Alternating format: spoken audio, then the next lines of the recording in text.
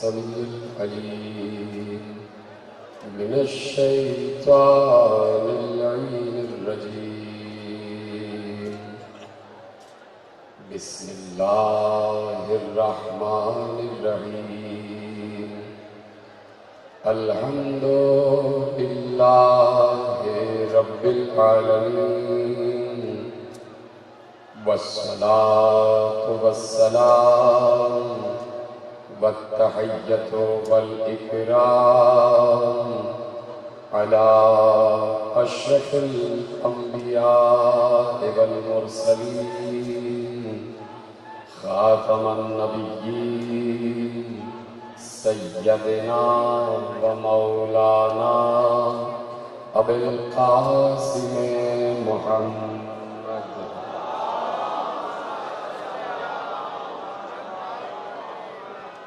وأهل بيته الطيبين الطاهرين المعصومين المظلومين المنتخبين المنتجبين، الذين أذهب الله عنهم الرجس وطهرهم تطهيرا.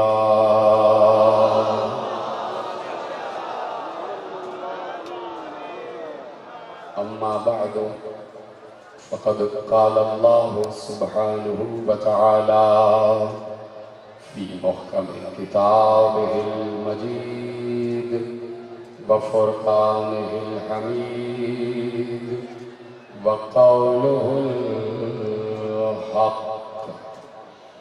بسم الله الرحمن الرحيم. ولكن الله حبب إليكم الإيمان وزينه في قلوبكم وكره إليكم الكفر والفسوق والعصيان، أولئك هم الراشدون. صلوات پر محمد و آل محمد پر.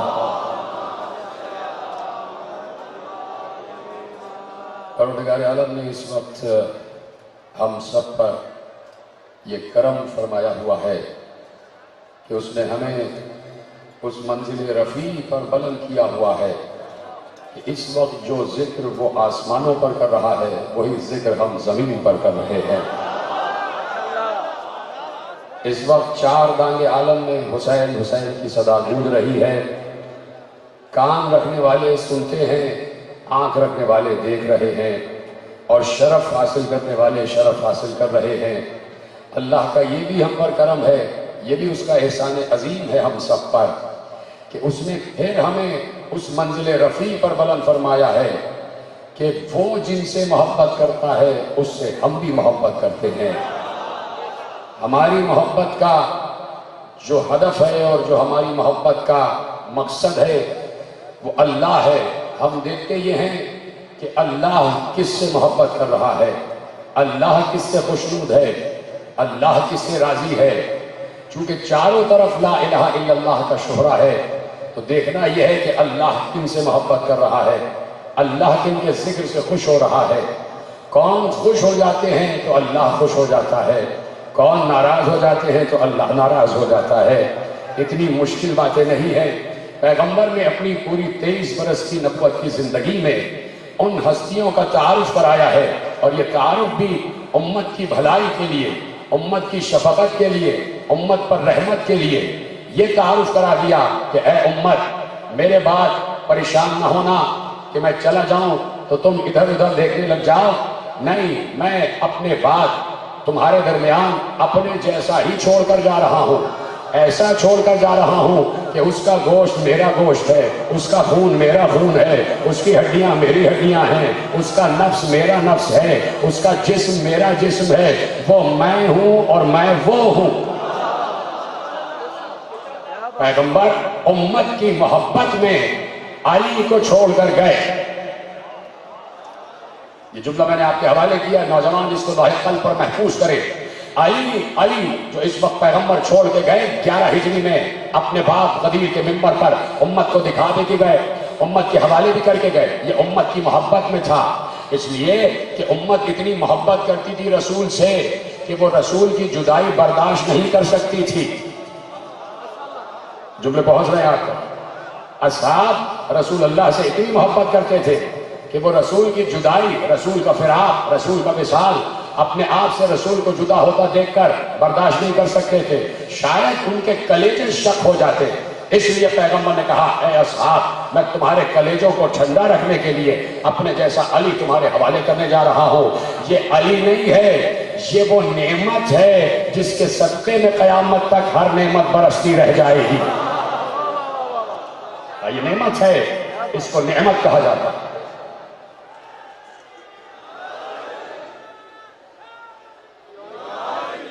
اور جہاں تک میرے نوجوان دوست کہیں بھی نعرہ لگائیں اور جس تک آواز پہنچ جائے، میں سمجھتا ہوں کہ اس پر فریضہ ہے کہ وہ جواب ضرور دے. یہی حق ہے یا علی کہنے کا، یہی حق ہے یا علی کہنے کا.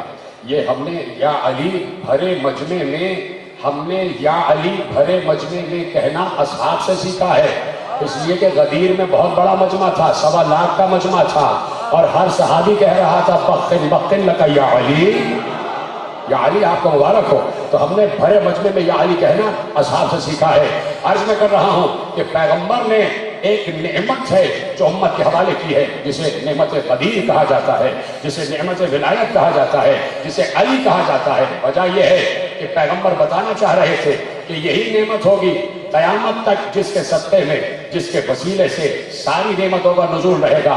اگر آسمان سے پانی برسے گا تو اس نعمت غدیر کے وسیلے سے، اگر زمین غلہ اگائے گی تو نعمت غدیر کے وسیلے سے، اگر تم سانسیں لو گے تو نعمت غدیر کے صدقے سے، اگر تم چلو پھرو گے تو نعمت غدیر کے صدقے سے. اگر تمہاری یہ نعمتیں جنہیں حواس خمسہ کہتے ہو، یہ چکھنے کی نعمت، یہ دیکھنے کی نعمت، یہ سننے کی نعمت، یہ بولنے کی نعمت، یہ مس کرنے کی نعمت، یہ گفتگو کرنے کی نعمت، یہ ساری نعمتیں اللہ نے اس لیے باقی رکھی ہوئی ہے کہ قدیر باقی ہے. جس دن قدیر ختم ہوا یہ پوری دنیا کا کارخانہ لپیٹ دیا جائے گا. دنیا کا پھر کوئی جواز نہیں رہے گا. کوئی پوچھ سکتا ہے مجھ سے آپ کے پاس دلیل کیا ہے کہ آپ کہہ رہے ہیں قدیر ختم، نعمت ولایت ختم، نعمت امامت ختم، تو پوری دنیا کو ختم ہو جانا چاہیے. تو میں دلیل تمہارے حوالے کرتا ہوں. دلیل سب کے پاس موجود ہے. جہاں جہاں تک میری آواز جا رہی ہے مقتدر مجمع میرے سامنے بیٹھا ہوا ہے. سب سے بڑھ کر میرے محترم علماء اہل سنت بھی ہیں، بداران اہل سنت بھی ہیں، اور ان کو گفتگو سمجھانے میں مجھے بڑی آسانی ہو جاتی ہے. اس لیے کہ اہل سنت حضرات کا طبقہ وہ طبقہ ہے جو پڑھ کر آتا ہے، پڑھا کر بھی آتا ہے، پڑھ کر بھی آتا ہے. انہوں نے سیرت رسول پڑھی ہوئی ہے، اور جس نے سیرت رسول پڑھی ہے میں اس سے ایک سوال کرنا چاہتا ہوں اور جواب سب کے پاس موجود ہے. سیرت رسول جو پڑھا ہوا ہے میں اس سے پوچھنا چاہتا ہوں کہ پیغمبر کا سب سے بڑا شرف جو اللہ نے پیغمبر کو عطا کیا وہ یہ تھا کہ جب کچھ نہ تھا اور رسول آ گئے، اللہ کے بعد سب سے پہلے جو خلق ہوا وہ احمد ہے، وہ محمد ہے، اور اللہ نے سب سے پہلے اپنے محبوب کو جس نام سے پکارا وہ نام تھا یا احمد. توجہ میری جانب، سب سے پہلے اللہ نے اپنے محبوب کو مخاطب کر کے کہا یا احمد. ابھی جبرائیل بھی نہیں ہے، ابھی جبرائیل بھی نہیں ہے، جبرائیل تو بہت بعد میں آئیں گے. ابھی تو اول مخلوق خلق ہو چکا ہے، اور اول مخلوق کو خلق کرنے والا خالق ہے یا مخلوق ہے، محب ہے یا محبوب ہے، عاشق ہے یا معشوق ہے، ساجد ہے یا مسجود ہے، رازق ہے یا مرزوق ہے. اللہ ہے اور بندہ ہے. بس اللہ کی شکل میں اور بندہ مصطفیٰ کی شکل میں. اور اب پہلا لفظ جو لب قدرت سے ادا ہوا وہ اپنے محبوب کو مخاطب کر کے پیغمبر کو اللہ نے بہت بڑا شرف ارشاد فرمایا اور کہا یا احمد، اے میری سب سے زیادہ حمد کرنے والے. سلامت رہیں جو مجمع میرے سامنے بیٹھا رسالت کے ذکر پر آپ اس طرح بول رہے ہیں یا احمد، اے میری سب سے زیادہ حمد کرنے والے. لولاک لما خلقت الافلاک، اگر تو نہ ہوتا تو کچھ نہ ہوتا، تو نہ ہوتا کچھ نہ ہوتا. لولاک لما خلقت الافلاک، ذرا اس افلاک لفظ افلاک کی تفسیر تو کرو، اس کی تشریح تو کرو کہ افلاک میں آ کیا رہا ہے۔ ان افلاک میں کہیں پر بھی اگر 18,000 عالمین ہیں، سب کے سب افلاک میں ہیں۔ یہ زمین کے تحت سرا افلاک میں ہے، یہ زمین کی تہیں افلاک میں ہے، یہ ذرات زمین افلاک میں ہے، یہ پہاڑ افلاک میں ہیں، یہ دریا افلاک میں ہیں، یہ سمندر افلاک میں ہیں، یہ آبشاریں افلاک میں ہیں، یہ جھرنے افلاک میں ہیں، یہ سبزہ افلاک میں ہے، یہ ریگستان افلاک میں ہے، یہ نخلستان افلاک میں ہے، یہ پھل افلاک میں ہے، یہ پھول افلاک میں ہے، یہ لہلہاتے ہوئے کھیت افلاک میں ہے، یہ معزز دریا افلاک میں ہے، یہ تہ در تہ آسمان افلاک میں ہے، یہ آسمانوں کے درمیان ملائکہ افلاک میں ہے، یہ فرشتے بھی افلاک میں ہیں، یہ انبیاء بھی افلاک میں ہیں، یہ اوصیاء بھی افلاک میں ہیں، یہ رسول بھی افلاک میں ہے، شریعتیں بھی افلاک میں ہیں، توریت بھی افلاک میں ہے، زبور بھی افلاک میں ہے، انجیل بھی افلاک میں ہے، عرش بھی افلاک میں ہے، کرسی بھی افلاک میں ہے، لوح بھی افلاک میں ہے، قلم بھی افلاک میں ہے، اور آج کا ملا بھی افلاک میں ہے۔ ملا بھی سمجھ لے اگر نبی نہ ہوتے تو یہ ملا بھی نہ ہوتا۔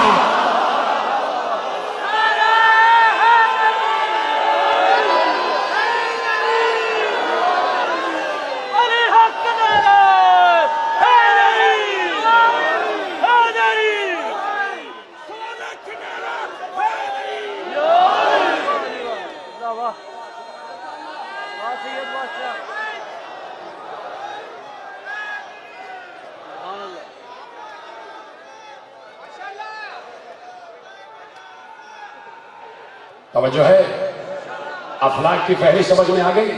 18,000 عالمین، یہ 18,000 عالمین نہیں ہے اللہ کے صرف۔ اگر 18,000 میں محدود کر دیا تو اللہ محدود ہو جائے گا، اور جو محدود ہو جائے وہ اللہ نہیں ہوتا۔ ایک ناپیدا کنار عالمین کا سمندر ہے جو اللہ خلق کر رہا ہے مسلسل۔ آج بھی عالمین خلق ہو رہے ہیں۔ یا اللہ صرف کہہ دینے سے یا اللہ سمجھ میں نہیں آتا، اس کی تخلیق کی صلاحیتوں کو سمجھو۔ ابھی تم اقبال ہی کو نہ سمجھ سکے۔ اقبال نے کہا یہ کائنات ابھی ناتمام ہے شاید کہ آ رہی ہے دمادم صدائے کن فیکون۔ کہا یہ کن فیکون ابھی رکا نہیں ہے۔ تم کہہ دو کہ اللہ کن کہہ کے خاموش ہو گیا تو اس کا مطلب ہے کہ تم نے اللہ کی صدا کو ماضی کا حصہ بنا دیا۔ اللہ ماضی نہیں ہے، اللہ مستقبل نہیں ہے، اللہ کے سامنے سب حال ہی حال ہے۔ وہی اللہ کہہ رہا ہے اپنے محبوب کو مخاطب کر کے، لولاک لما خلقت الافلاک، اے محمد، اے مصطفیٰ، اے صاحب لولاک، اے مقصد تخلیق کائنات، اے میرے محبوب، میں تم سے کہہ رہا ہوں، میں خالق ازل، مالک ازل، یکتا اکیلا خالق و مالک، میں کہہ رہا ہوں تمہارے سطح میں ہے جو کچھ بھی ہے، اور جہاں تک ہے اور جب تک ہے، تو یہ پوری کائنات مصطفیٰ کے سطح میں ہے۔ اس سے کوئی انکار نہیں کر سکتا، اس سے کوئی تردید نہیں کر سکتا، اس سے کوئی مفر نہیں کر سکتا، ان روایتوں کا کوئی انکار نہیں کرتا، اس لیے کہ صحاح ستہ بھی گواہ ہیں ان روایتوں پر، اور ہماری کتب اربع بھی گواہ ہیں ان روایتوں پر۔ 73 فرقوں کے علماء نے یہ روایت لکھی ہے کہ پیغمبر سے اللہ نے کہا یا احمد لولاک لما خلقت الافلاک، اے احمد اگر تم نہ ہوتے تو افلاک کو خلق نہ کیا جاتا۔ تو اب سمجھو اس حدیث قدسی کو سمجھو کہ اللہ یہ بتانا چاہ رہا ہے کہ اے احمد اس زمین پر اگر بارش برسے گی تو تمہاری وجہ سے، اگر غلہ اگے گا تو تمہاری وجہ سے، انسان سانسیں لے گا تو تمہاری وجہ سے، یہ حواس خمسہ ہیں تو تمہاری وجہ سے، کوئی دیکھے گا تو تمہاری وجہ سے، کوئی سنے گا تو تمہاری وجہ سے، کوئی بولے گا تو تمہاری وجہ سے، کوئی سوچے گا تو تمہاری وجہ سے، کوئی چھوئے گا تو تمہاری وجہ سے، کوئی اٹھے گا تو تمہاری وجہ سے، کوئی بیٹھے گا تو تمہاری وجہ سے، کوئی کھائے گا تو تمہاری وجہ سے۔ جتنی نعمتیں ہیں سب تمہاری وجہ سے ہے، سب تمہاری وجہ سے ہے۔ یہ پوری زمین کا فرش میں نے تمہاری وجہ سے بچھایا ہے، یہ آسمانوں کا شامیانہ میں نے تمہاری وجہ سے تانا ہے، یہ انبیاء کا چوک در چوک سلسلہ میں نے تمہاری وجہ سے بھیجا ہے، یہ انسانوں کو جو دنیا میں بسایا ہے یہ تمہاری وجہ سے بچایا ہے۔ اب بتاؤ سامنے کی بات ہے، ابھی تم نے الیکشن لڑا ہے اور اس میں نہ معلوم کس کس کے تم نے حق میں اشاریے بھی دیے ہیں، پارٹیز بھی دی ہیں، بہت بڑا پنڈال سجا لیتے ہو۔ ہمارے کانسٹیچوئنسی کے، ہمارے حلقے کے منسٹر آ رہے ہیں، ان کی تیاری ہو رہی ہے، فرش بچھا دیا گیا، قالین لگا دیے گئے، قالین کے اوپر میز کرسیاں سجا دی گئی، پنڈال سجا دیا گیا، شامیانہ لگا دیا گیا، شہر کے معززین کو بلا لیا گیا، آئیے منسٹر صاحب آ رہے ہیں، مہمان خصوصی آ رہے ہیں، سارے شہر کے معززین آ گئے، پنڈال سج گیا، کرسیوں پر مہمان بیٹھ گئے، کھانا بھی چن دیا گیا، مائک تیار ہو گیا، اسٹیج تیار ہو گیا، مہمان خصوصی آئے، انہوں نے خطبہ دیا، سب نے خطبہ سنا، مہمان خصوصی نے کھانا کھایا، چلے گئے۔ جب وہ چلے گئے ٹینٹ والا آ گیا، قالین والا آ گیا، کرسیوں والے آ گئے، قالین والا قالین اٹھا کے چل دیا، کرسی والا کرسی لے کے چلا گیا، ٹینٹ والا ٹینٹ لے کے چلا گیا، لوگ بھی چلے گئے۔ کسی نے پوچھا ابھی تو یہاں سب کچھ سجا ہوا تھا، یہ سب گیا کہاں؟ اس نے پلٹ کے کہا جس کی وجہ سے تھا وہ مہمان خصوصی چلا گیا تو سب کچھ لپیٹ دیا گیا، سب کچھ لپیٹ دیا گیا۔ ارے مصطفیٰ تو چلے گئے 11 ہجری کو، تو اصولاً کائنات کو لپیٹ دیا جانا چاہیے تھا۔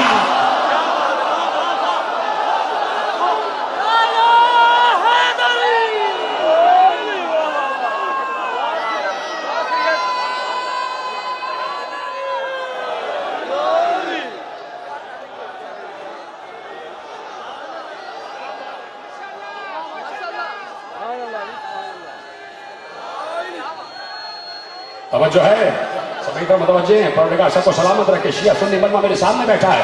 مصطفیٰ تو چلے گئے 11 ہجری کو، 28 صفر سن 11 ہجری کو دنیا سے پردہ فرما گئے، وصال خدا کے وصال کی منزل پر آ گئے۔ تو اب جس کی وجہ سے یہ پوری کائنات سجی، جب وہی نہیں ہے تو کائنات کا مطلب کیا ہے؟ اصولاً زمین کو لپٹ جانا چاہیے تھا، اصولاً آسمانوں کو لپٹ جانا چاہیے تھا، جہاں سے یہ چیزیں بنی تھی سب کو واپس وہیں جانا چاہیے تھا۔ جب ایک مرتبہ عدم سے وجود میں آئے تھے تو پھر وجود سے عدم میں چلے جاتے۔ اللہ کہتا خاتم خاتم خاتم، اس لیے کہ مصطفیٰ ہی نہیں ہے، تو جب وہی نہیں ہے تو اس کے صدقے میں جو بنا ہے وہ کیوں ہے؟ تو اب تو سوچو کہ تم سانسیں بھی لے رہے ہو، بول بھی رہے ہو، کھا بھی رہے ہو، پی بھی رہے ہو، گفتگو بھی کر رہے ہو، آسمان سے بارش بھی برس رہی ہے، زمین سے غلہ بھی اگ رہا ہے، تم چل پھر بھی رہے ہو، تم سانسیں بھی لے رہے ہو، مصطفیٰ بھی چلے گئے پھر بھی یہ چیزیں باقی ہیں۔ تو اب تو یقین کرو کہ مصطفیٰ نے یہ چیزیں ایسے باقی رکھی۔ مصطفیٰ نے کہا اگر میں خاموش چلا جاتا تو یہ دنیا لپٹ جاتی، اور جاتے جاتے کسی کو کاندھے میں بلند کر کے کہتا من کنت مولا ہو فہذا علی جل مولا۔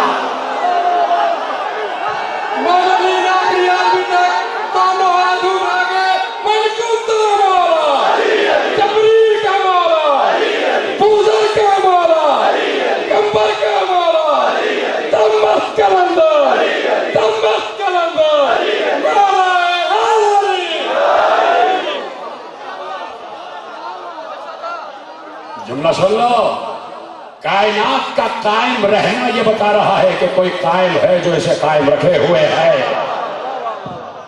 اس لیے کہ اس دور میں، ہر دور میں ایک وجود مصطفیٰ ضروری ہے تاکہ کائنات کا وزن بیلنس رہے۔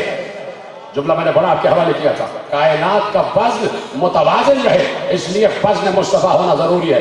اس لیے پیغمبر نے کہا تھا، یہ پیغمبر نے اپنے بچوں کی محبت سے مغلوب ہو کر نہیں کہا تھا کہ اولنا محمد وآوسطنا محمد وآخرنا محمد وکلنا محمد، ہم سب کے سب محمد ہیں، اس لیے کہ ایک ہی دربار سے تو پڑھ کر آئے ہیں،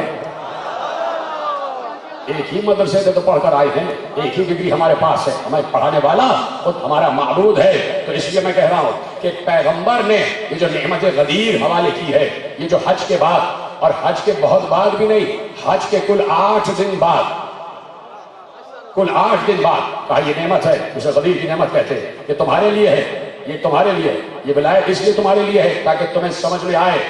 توجہ، بہت عظیم جملہ آپ کے حوالے کرنے جا رہا ہوں۔ پیغمبر نے علی کی ولایت کا اعلان اس لیے کیا کہ پیغمبر یہ بتانا چاہتے تھے تاکہ تمہاری سمجھ میں یہ آئے کہ حکومتیں کیسے چلائی جاتی ہیں۔ جنہوں نے میرا جملہ سمجھا ان کو میرا سلام ہے، اور جو ابھی تک سوچ رہے خدا ان کی سوچ کا اضافہ فرمائے۔ پیغمبر نے یہ جو ولایت کا اعلان کیا، یہ ولایت اس کو ایک عقیدے کے حساب سے مت دیکھو۔ کوئی سمجھ رہا ہوتا ہے کہ ولایت کی بات ہو رہی ہے تو کوئی بہت بڑے غلو کی بات ہو رہی ہے، نہیں، ولایت ایک نظام کے تحت سوچو، اس کو ایک سسٹم سوچو۔ ولایت کا مطلب یہ ہے کہ how to govern a state, ایک اسٹیٹ کیسے چلائی جاتی ہے، اور اسٹیٹ کوئی چھوٹی موٹی نہیں، اللہ کی اسٹیٹ چلانا، نظام کائنات چلانا تھا۔ اس لیے کہا تھا لولاک لما خلقت الافلاک، یہ نہیں کہا کہ اے نبی تم نہ ہوتے تو یہ عرب نہ ہوتا۔ بات پہنچ رہی ہے نہیں پہنچ؟ اے نبی تم نہ ہوتے تو یہ عرب نہ ہوتا، جس کو اب سعودی عرب کہہ دیا۔ پیغمبر کے زمانے میں سعودی نہیں تھا، پیغمبر کے زمانے میں عرب ہی تھا۔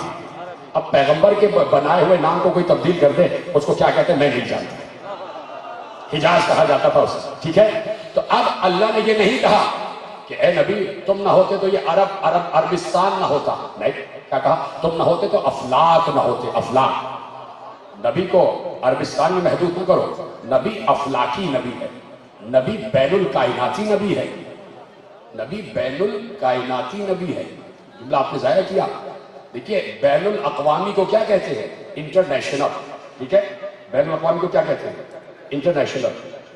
اور بین الکائناتی کو کہتے ہیں انٹر یونیورس، انٹر کاسموس. بین الکائناتی، جہاں جہاں تک اللہ کی کائنات ہے وہاں وہاں مصطفیٰ کی نبوت ہے اور رسالت ہے.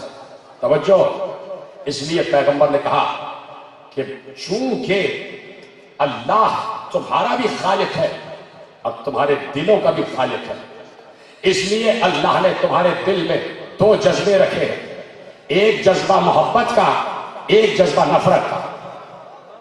یہ دو جذبے ہیں جو اللہ نے رکھے ہیں، ایک محبت، ایک نفرت. نفرت کے بغیر دین کامل نہیں ہے، اس لیے کہ جب تک لا الہ نہیں کہو گے الا اللہ کام نہیں آئے گا. سمجھے آپ؟ یعنی بتوں سے نفرت، کافروں سے نفرت، بتان باطل سے نفرت. اللہ نے کہا جب یہ محبت و نفرت ہم نے بنایا ہے تو اب یہ بھی ہم طے کریں گے کہ کس سے محبت کرو کس سے نفرت کرو. ہم سے پوچھنا، اپنی طرف سے طے نہ کرنا کہ محبت و نفرت کا معیار کیا ہے.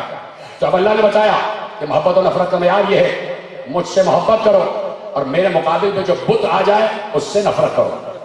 میں خدائے واحد ہوں، میں خدائے ایمان ہوں. تو جو تم خود سے خود بت بنا لیتے ہو، خدا بنا لیتے ہو، وہ تمہارے بنائے ہوئے ہیں، ان سے اظہار نفرت کرو. میری طرف متوجہ ہیں آپ؟ یہ ان کو دیکھ رہے ہیں، میری طرف متوجہ ہو جائیں. وہ اپنی ڈیوٹی کر رہی ہے، آپ ڈیوٹی کر لیجیے. آئیے، کہاں جانا ہے آپ؟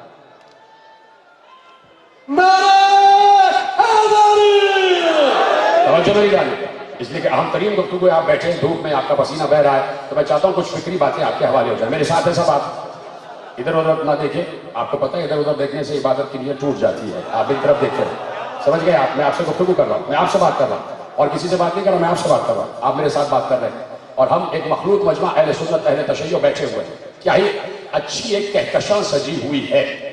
آئے پوری دنیا کی تہذیبیں آئیں اور دیکھیں کہ فیصل آباد میں کیسے فیصلے ہو رہے ہیں. آپ دیکھو ایک کہکشاں سجی ہوئی ہے، دیوبندی بھی بیٹھا ہے، اہل حدیث بھی بیٹھا ہوا ہے، شافعی بھی ہے، حنبلی بھی ہے، مالکی بھی ہے، جعفری بھی ہے. ایک کہکشاں ہے جو سجی ہوئی ہے، اتحاد کی ایک فضا ہے جو بنی ہوئی ہے. کس کے نام پر؟ حسین کے نام پر.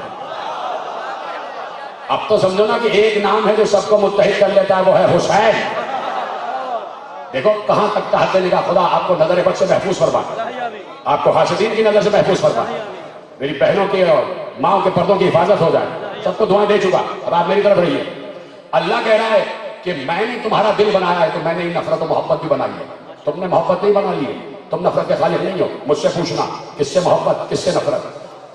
اپنی طرف سے طے نہ کرنا، اپنی طرف سے اصول نہ بنانا. یا اللہ اب بتا دے کس سے محبت کرے، کس سے محبت کرے.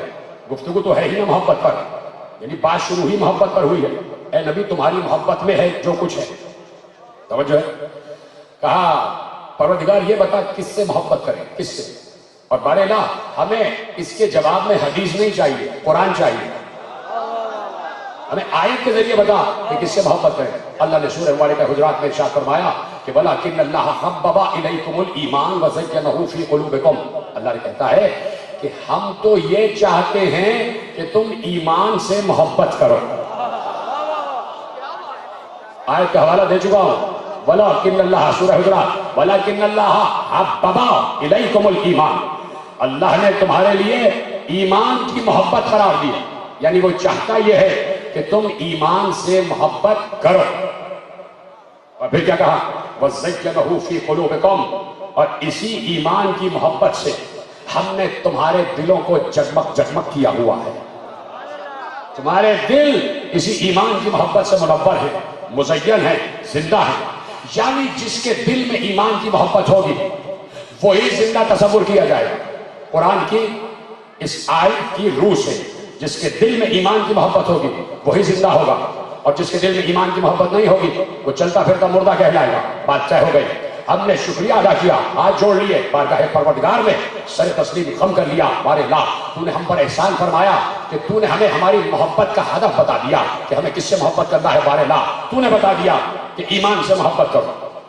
یا اللہ ابھی تو تم نے لفظ بتایا ہے، اب ذرا ایمان کی بھی تشریح کر دے کہ ایمان ہے کیا، بتا دے کہ ایمان کیا ہے، تاکہ مباحث ختم ہو جائے، تاکہ بحث ختم ہو جائے، تاکہ مجادلہ ختم ہو جائے، تاکہ مناقشہ ختم ہو جائے، تاکہ مناظرہ ختم ہو جائے، تاکہ حجتیں ختم ہو جائیں، تاکہ دلیلیں ختم ہو جائیں۔ تو بتا دے یا اللہ کہ جس ایمان سے تو نے محبت کا حکم دیا ہے وہ ایمان ہے کیا؟ میری طرف سب دیکھتے رہنا، وہ ایمان ہے کیا؟ جس ایمان سے تو نے محبت کا حکم دیا ہے وہ ایمان کیا ہے؟ آواز آئے گی۔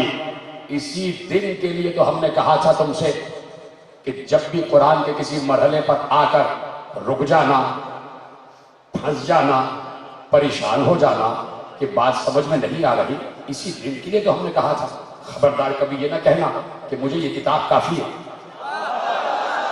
اس لیے کہا تھا کہ کہیں نہ کہیں تم قرآن کے کسی مرحلے پر آ کر رکو گے ضرور، اس لیے ہم نے کہا تھا کہ ہم نے قرآن کو بے وارث نہیں بھیجا، ہم نے اس کا وارث بھی بھیجا ہے، اور وارث کوئی ایک نہیں ہے، وارث کئی مصطفیٰ ہیں۔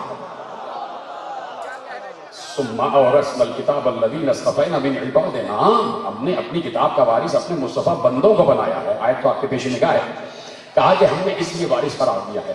آیت اتارنا ہمارا کام تھا، آیت کی تفسیر ہمارے نبی سے پوچھو، جاؤ ہمارے نبی سے پوچھو کہ ایمان کہتے کس کو ہے۔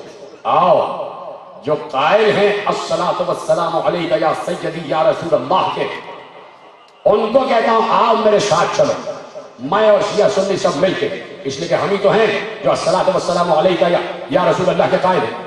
الصلاۃ والسلام علیک یا رسول اللہ کا مطلب یہ ہے کہ ہم آج بھی رسول کو حاضر و ناظر مانتے ہیں۔ جو رسول کو حاضر و ناظر مان رہا، جو زندہ تصور کرتا ہے روحانی طور پر، وہ چلو چلتے ہیں پرواز کرتے ہوئے، اور پرواز کرنے کے لیے پر عطا ہو ہی جاتے ہیں جب از ازل کوئی بات کی جاتی ہے تو چلو پرواز لے کے پہنچتے ہیں دربار رسالت میں، اور جا کے پوچھتے ہیں یا رسول اللہ، اللہ نے ہمیں حکم دیا کہ ایمان سے محبت کرو۔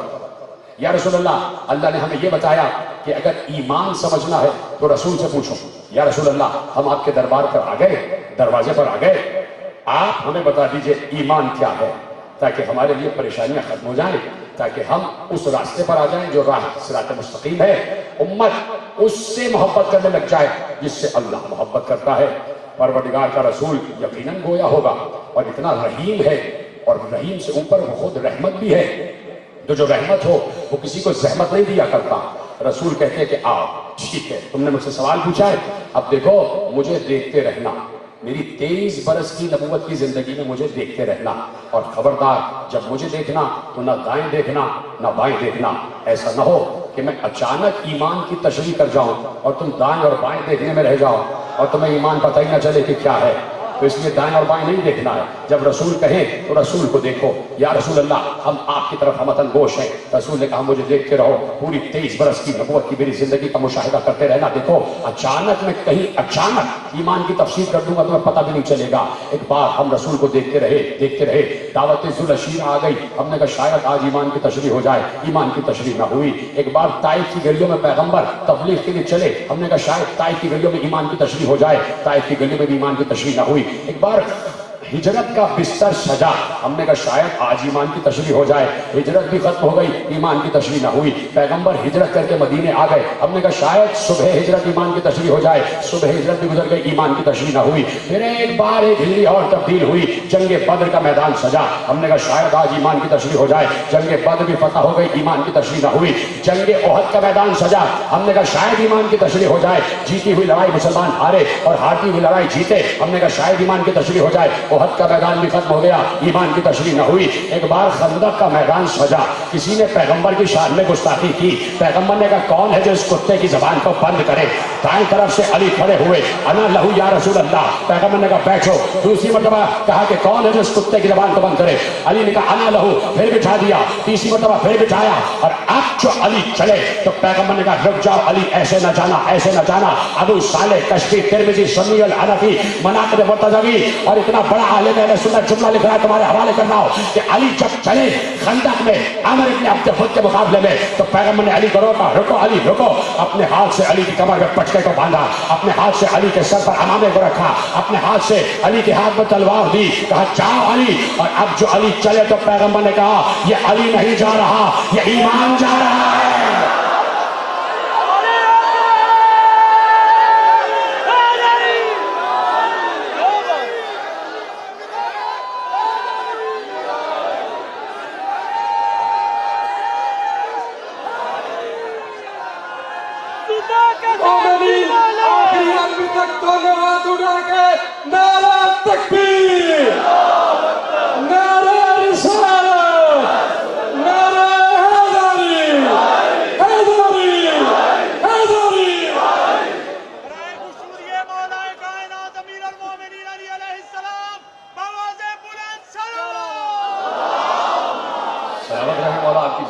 سلامت رکھے، آپ کی جوانیوں کو محفوظ رکھے، نظر بد سے محفوظ رکھے، تحت نگاہ چاروں طرف میرے مجمع ہی مجمع ہے، اور میں آپ کے حوالے قرآن کی تفسیر کر رہا ہوں، اپنی تفسیر بالرائے نہیں بلکہ رسول کی رائے کے مطابق، اور لکھنے والا ایک مقتدر عالم اہل سنت، نہ پڑھتا میں یہاں یہ جملہ اگر ایک عالم اہل سنت نے نہ لکھا ہوتا، لکھا ہے مقتدر عالم اہل سنت نے تو آپ کے حوالے کیا۔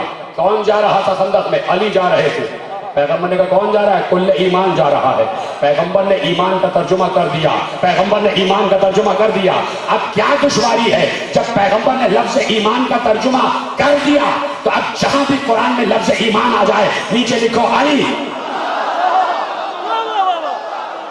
جہاں بھی قرآن میں لفظ ایمان آ جائے اس کے ترجمے میں نیچے لکھو علی علی علی۔ اب آیتیں پڑھو، جہاں بھی قرآن کی آیت مخاطب کرتی ہے اے ایمان والو، اے ایمان والو، اے ایمان والو، ترجمے میں لکھو اے علی والو، اے علی والو۔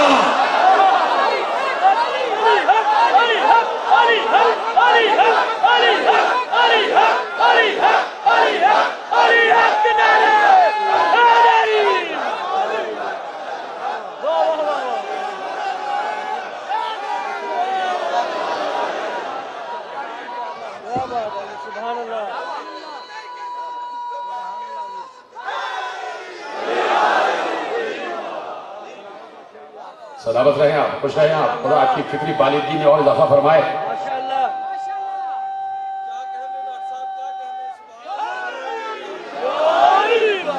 یہی حق ہے،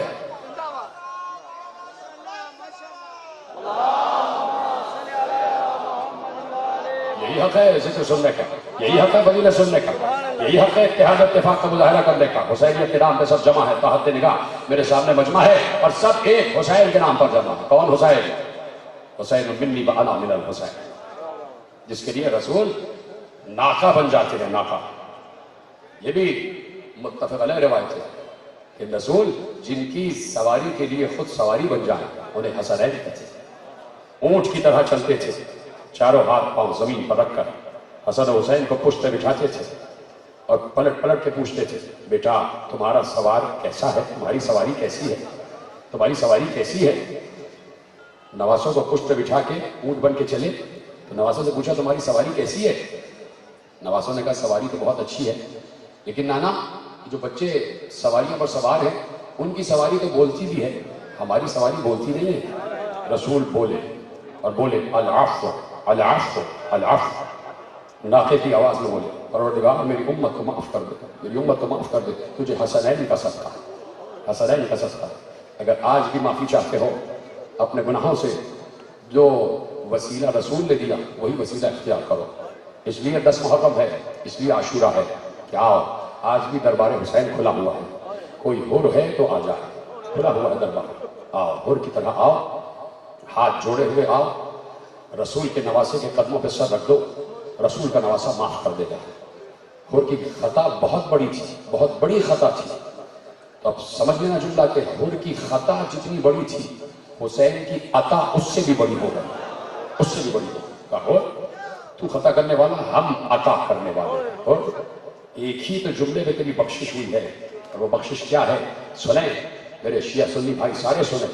حر علیہ السلام کی جس ایک جملے میں بخشش ہوئی وہ کون سا جملہ تھا کہ جب حسین کے گھوڑے کے سامنے گھوڑے کو کھڑا کیا، حسین کا راستہ روکا اور راستہ روک کے کہا میں آپ کو آگے نہیں جانے دوں گا، حسین نے ایک جملہ کہا غور سے، غور تو کیا چاہتا ہے؟ تیری ماں تیرے ماتم میں بیٹھے۔ سر جھکا لیا غور نے، سر جھکا کر کہا فرزند رسول آپ آقائے دو عالم کے نواسے ہیں، آپ حجت خدا ہیں، آپ حجت دورہ ہیں، آپ کی زبان پر سر عام میری ماں کا نام آ سکتا ہے، لیکن آپ کی مادر گرامی اتنی بلند ہے کہ میں ان کا نام اپنی زبان پہ لا نہیں سکتا۔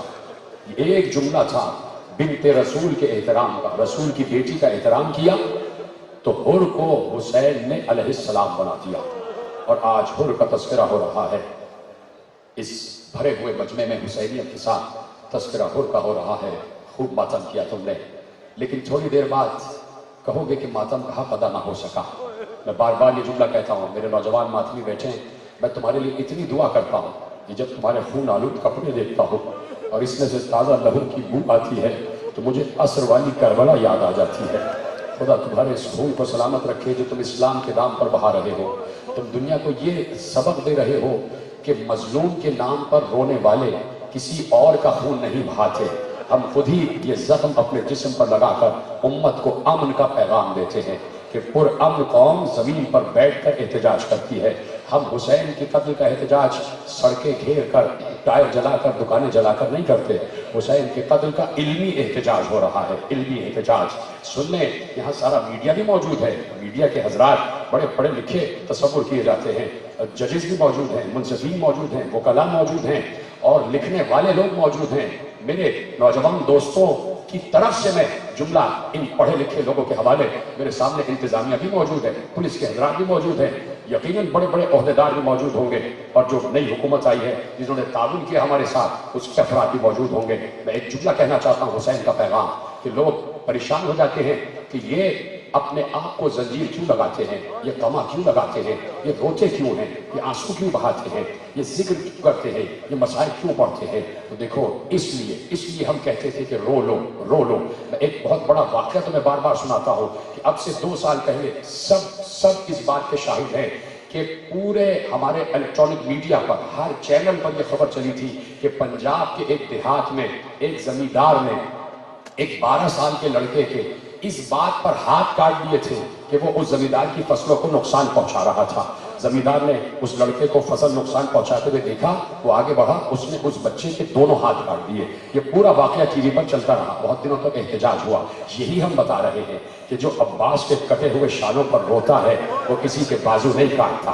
اگر وہ بدبخت زمیندار حسین پر بیٹھ کر رو رہا ہوتا تو کیا وہ کسی بچے کے بازو کاٹ رہا ہوتا؟ جو عباس کے کٹے ہوئے شانوں پر روتا ہے وہ کسی کے بازو نہیں کاٹتا۔ جو علی اکبر کے زخمی جگر پر روتا ہے وہ کسی بوڑھے باپ کے سامنے جوان بیٹے کو قتل نہیں کرتا۔ جو قاسم کی پامال لاش پر گریا کرتا ہے وہ کسی تازہ دولہا کے چہرے کو اجاڑتا نہیں ہے۔ اور سن لو، جو علی اصغر کے زخمی گلے پر روتا ہے وہ کسی ماں کی گود نہیں اجاڑتا۔ اور پھر سن لو، جو سکینہ کے زخمی رخسار پر گریا کرے گا وہ کسی بچی پر تشدد نہیں کرتا۔ یہ ہے رونے کا فلسفہ۔ رو، تمہاری آہیں بلند ہو جائے، تمہاری آوازیں بلند ہو جائے۔ بس 2 جملے پڑھنا ہے۔ میں نے اپنے ماتمی دوستوں سے اجازت لی ہوئی ہے، میرے پیارے اور میرے خوبصورت ماتمی دوست، میں نے ان سے اجازت لی ہوئی ہے کہ جب تک میں آخری جملہ نہ کہوں گا اس وقت تک زنجیر نہیں چلے گی، اس وقت تک ماتم نہیں ہوگا۔ ہاں، زمین پر بیٹھ کر سینے پہ میرے ساتھ ساتھ ہائے حسین کہتے رہنا۔ میں دیکھ رہا ہوں کتنے حسین میرے ماتمی دوست کھڑے ہوئے ہیں، سر پر انہوں نے اپنا ایک کفنی باندھی ہوئی ہے، تیار ہے حسین کے نام پر، تیار ہونا۔ بس مجھے 2 جملے پڑھنے دینا تاکہ عصر کا وقت جو جڑ رہا ہے تو پتہ چل جائے اس عصر کے وقت میں کیا ہوا۔ میں کسی کتاب سے نہیں پوچھ رہا عصر کو کیا ہوا، میں کسی راوی سے نہیں پوچھ رہا عصر کو کیا ہوا، میں اس بلند ہوتے ہوئے سورج سے پوچھتا ہوں، اے سورج تو بھی تو عصر کو طلوع تھا، تو بھی تو گرمی برسا رہا تھا، بتا کیا ہوا۔ سورج نے کہا میرا تو کلیجہ اس وقت پھٹ چکا تھا کہ جب حسین آخری حملہ کر کے واپس آئے ہیں۔ مجھے جملے کہنے دینا، تو میں قسم ہے چادر زہرا کی، اتنا بڑا واسطہ میں نے دیا ہے، اگر کوئی اس واسطے کو رد کر دے تو میں نہیں سمجھتا وہ کیا کہہ رہا ہے۔ بس مجھے آخری جملہ کہنے دینا، چادر زہرا کا واسطہ۔ اے سورج بتا تو نے عصر کو کیا دیکھا ہے جو ابھی نہیں رویا؟ مجھے حیرت ہو رہی ہے کیوں نہیں رو رہے ہو؟ تمہاری آوازیں بلند ہو جائے۔ اے سورج بتا تو نے عصر عاشور کیا دیکھا دیکھا سورج پلٹ کے آواز دے گا، میرا تو کلیجہ پھٹ رہا تھا، اس لیے کہ حسین جب آخری حملہ کر کے واپس آئے تو آسمان سے آواز آ رہی تھی، یا ایتھا النفس المطمئنہ ارجعی الی ربک راضیۃ مرضیہ۔